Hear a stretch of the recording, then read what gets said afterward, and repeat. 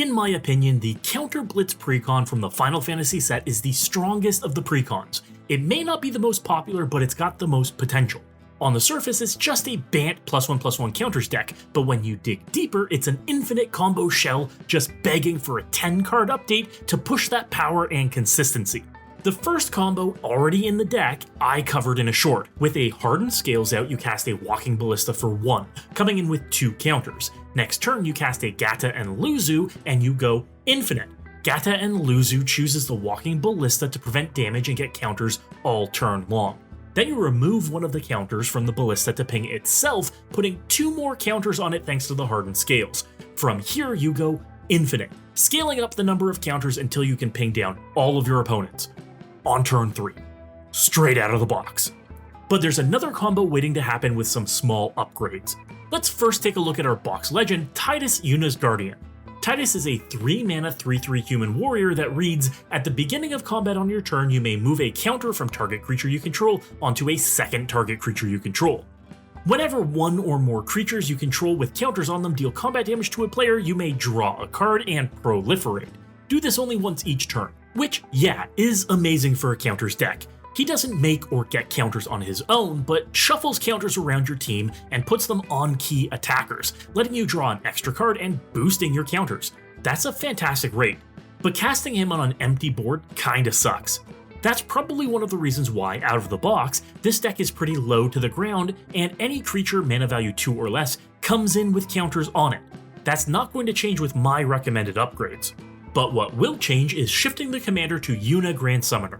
This 4-mana 1/5 human cleric is also banned and reads, tap, add 1 mana of any color. When you next cast a creature spell this turn, that creature enters with 2 additional +1/+1 counters on it. Whenever another permanent you control is put into a graveyard from the battlefield, if it had 1 or more counters on it, you may put that number of +1/+1 counters on target creature. So, she's a 4-mana mana dork that has this incredible trigger that gives the next creature you cast, with or without the mana generated from Yuna, 2 extra +1/+1 counters. She also acts like an Ozolith, or resourceful defense, in that a creature dying with counters on it puts its counters on another creature.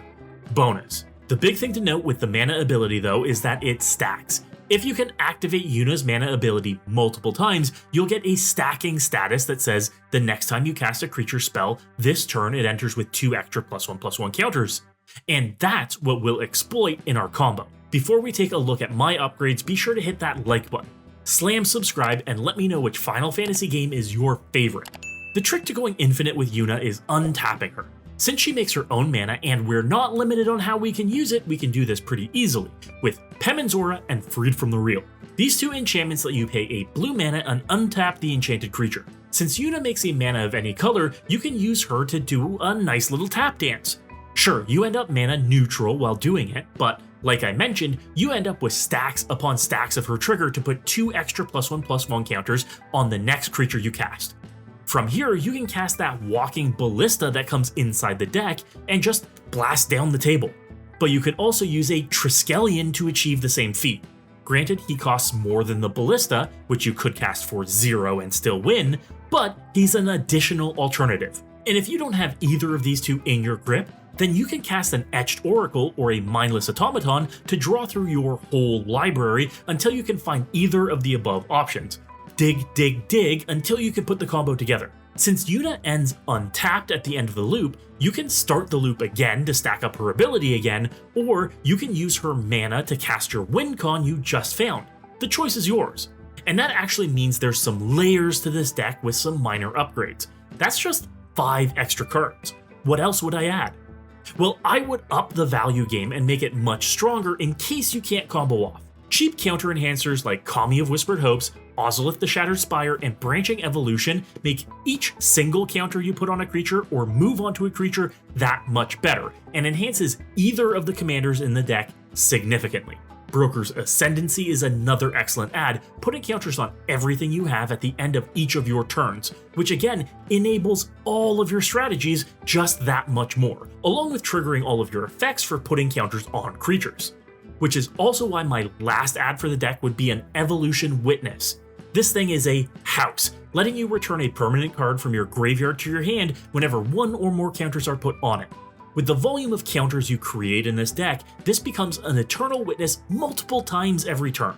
The deck is also very light on non-permanent spells, so it gets you back your best stuff over and over again.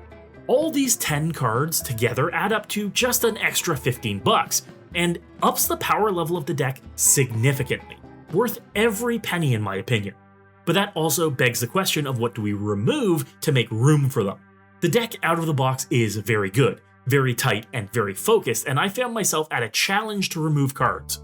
In the end, I had to look at factors like, does this make or use counters, and how efficient is this at using counters? And this led me to cut creatures like Summon Mage's Sisters, Summon Valifor, and Altered Ego. While they all do something with counters, it's either unpredictable, in too small a quantity, or only to itself. That doesn't help us in the long run and isn't something we can truly build around. I also cut Tireless Tracker as well, as while it does make clues and gives itself counters, we aren't really ramping since the deck contains only 3 or 4 ways to grab extra land cards out of our deck. And we have more efficient card draw options now. Collective Effort gets cut too, as while it is versatile, it's a little too mana intense for the modes we want to use it for. A one-shot to put counters on everything is okay, but we want that to happen more consistently. Scholar of New Horizons, Path of Discovery, and most painfully Generous Patron all get cut too. These are options, but they require effort to work and work well.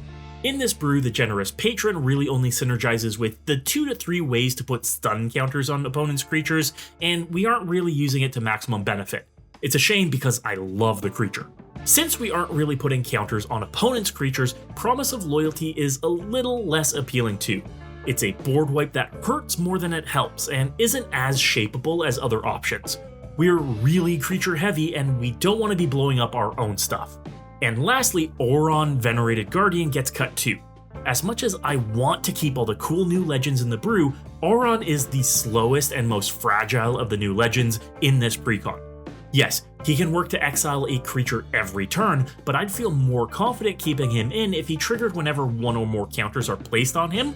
Otherwise, he's just too slow and too large of a target on his back to really work for us. With these cards cut from the deck, it actually brings the cost down, removing about $25 of cards and adding in only 15, meaning this is a stonks play for a deck upgrade and keeps it in the realm of a bracket 2 or bracket 3 deck. There's even potential to push it higher with game changers like Enlightened Tutor and Worldly Tutor to help go get your combo pieces, but I'd save that for a play group that swings at those higher power levels. Let me know what you think. Have you been able to play the counter Blitz deck straight out of the box? What changes are you planning to make to the deck? You can check out both the original list and my upgraded deck list linked below at my sponsor, MOXFIELD. MOXFIELD is the best deck building platform in the world and makes it easy to build decks to specific brackets thanks to their built-in automated bracket detection tools. Never misjudge your decks again, and be sure to follow my profile to never miss any of my brews. If you want to pick up any of the cards for this list, be sure to go to Card Trader. Use my promo code MECHANIC now for 5% off your orders from any TCG. Card Trader's zero system means you can get cards from all over the world with only 1 shipping fee. Save money and time today. And if you want to sell off your cards, whether they be unused or just duplicates, go to Card Conduit.